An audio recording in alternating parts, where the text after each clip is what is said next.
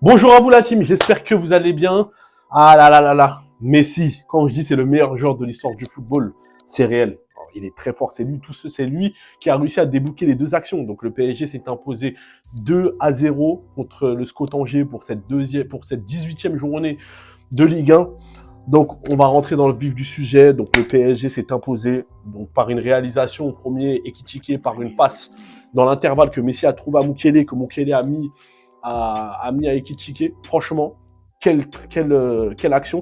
Et le deuxième but, donc voilà, ça a combiné avec Mukele. Passe décisive, double passeur Mukele. Vraiment, faut en parler.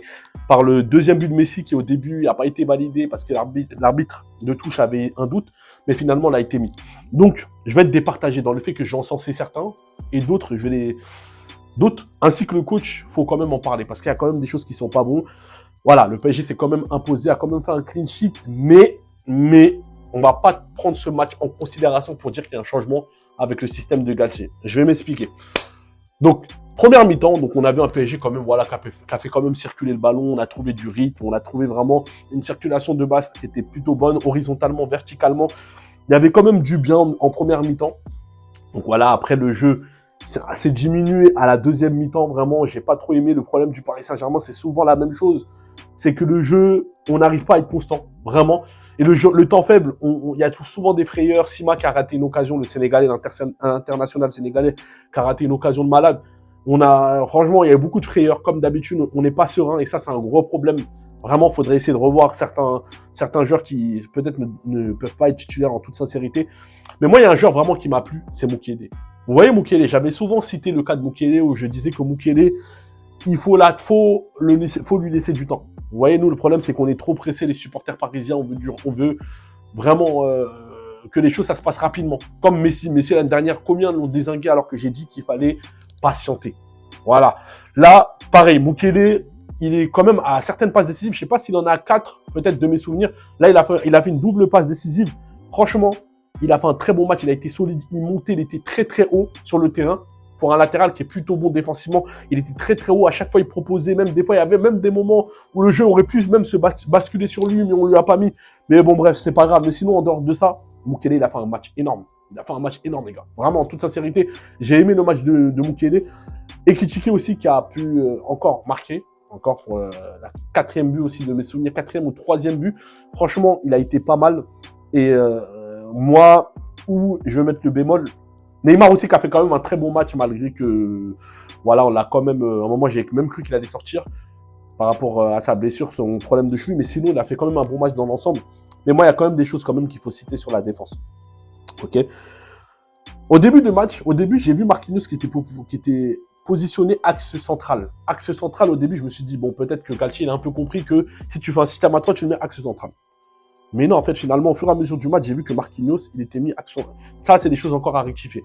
Et il faut qu'on parle aussi d'un autre cas, qui est le milieu de terrain. Vraiment, il faut qu'on parle du milieu de terrain.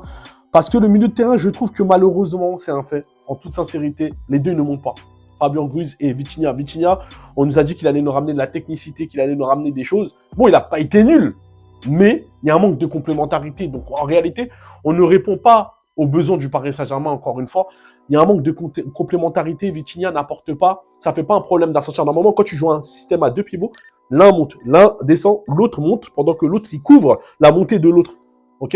Mais là, ça a été compliqué. Après, bon, ils n'ont pas fait quand même un mauvais match, mais je trouve qu'il y a quand même une lenteur, il y a un manque de verticalité de la part de ces deux joueurs.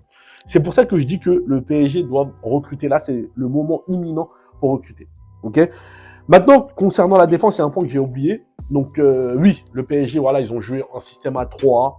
Ok, ils ont fait quand même un bon match en première mi-temps. Après, la deuxième, le rythme a été baissé. Donc, je ne peux pas me baser sur ce match-là pour dire que le PSG doit revenir sur un système à 3. Ok, par le fait qu'on n'a pas de véritable neuf qui est capable de gêner une défense, qui est capable de faire des vrais appels d'un neuf. Donc, c'est vraiment très compliqué avec les attaquants qui sont électron libres. Là, je parle vraiment en termes d'équipe type, bien évidemment.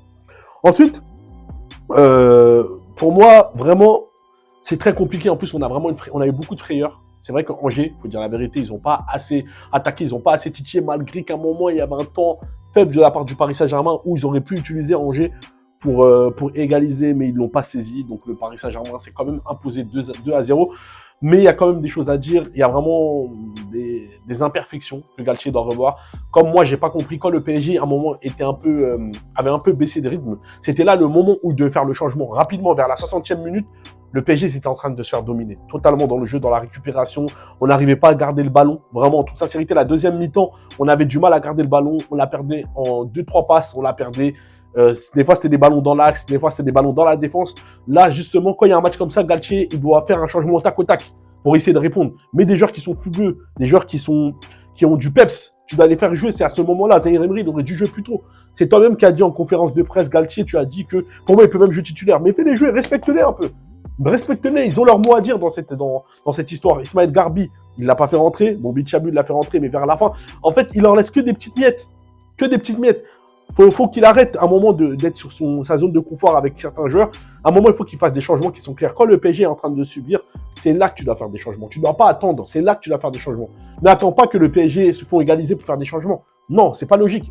Quand il y a la difficulté, c'est là que tu dois anticiper. C'est là que tu dois sécuriser. Justement, en faisant des changements comme ça, le PSG aura du sang neuf et ça va leur permettre de se sécuriser.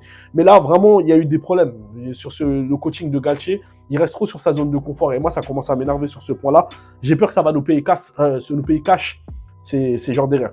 Et il faut vraiment un aspect défensif. C'est pour ça que je retiens et je redis qu'il faut qu'on recrute au milieu de terrain. Il nous faut des joueurs qui vont faire un pressing haut, avec les attaquants qui vont faire un pressing haut.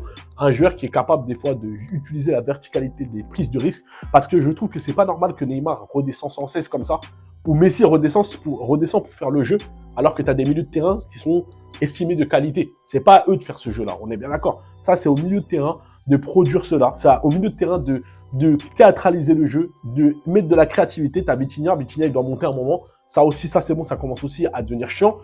Donc Galtier, il est sur le banc, il doit leur mettre en confiance déjà. Ce que Galtier doit dire par rapport aux joueurs, les tactiques et tout, ils doivent être respectés. Mais il faut qu'ils mettent à l'aise les joueurs à leur dire que faites-vous plaisir les gars sur le terrain, faites-vous plaisir, jouez votre football, faites ce que vous êtes capable de faire. Ça aussi c'est très important. Des fois, on regarde trop la tactique, on regarde trop certaines choses. Mais des fois, il faut aussi rappeler aux joueurs qu'ils doivent se faire plaisir sur le terrain, qu'ils doivent se faire plaisir, qu'ils ne doivent pas être bridés, qu'ils doivent monter et faire certaines choses. Donc voilà, Danilo, il a fait un très bon match. Marquinhos aussi, il a été solide. Bon, la défense, rien à dire, malgré que moi, je ne prends pas ce match en considération pour dire qu'on doit jouer dans un système à 3 ou pour dire que finalement Ramos doit jouer titulaire. Non, moi, je ne suis pas comme ça. Je ne suis pas du tout comme ça. Moi, je suis quelqu'un qui va rester lucide dans mon analyse. Je ne prends pas ce match en considération pour dire que le PSG, voilà, comme vous savez, Angers, ils ne sont pas bons. Ça fait quand même depuis le début de la saison, ils ne sont pas bons. Ils n'ont pas des bons résultats. Donc, moi, je ne veux pas me baser d'un match comme ça pour me dire, ah ouais, finalement, on doit revenir dans un système à 3. Non, ça marche pas avec moi. Donc, voilà. Sur ce, le PSG a fait un clean sheet. Voilà, c'est ce qu'on retient. Voilà, a pu se relancer après le match contre Lens qu'on avait perdu. Okay, 3-1. On a pu se relancer, mais il y a quand même des choses à revoir dans le coaching, dans certains choix et dans le prochain mercato qui est sur lequel on est actuellement. Donc, il faut qu'on recrute. Parce que là, sur l'aspect défensif, on a encore des frayeurs. On a encore beaucoup de choses à revoir. Donc, sur ce, merci. N'oubliez pas de vous abonner, liker, partager, je vous demande, c'est très important, il faut que vous donniez de la force sur ce réseau-là. On va faire un live sur TikTok juste après. Donc sur ce, passez une bonne soirée et allez, bye.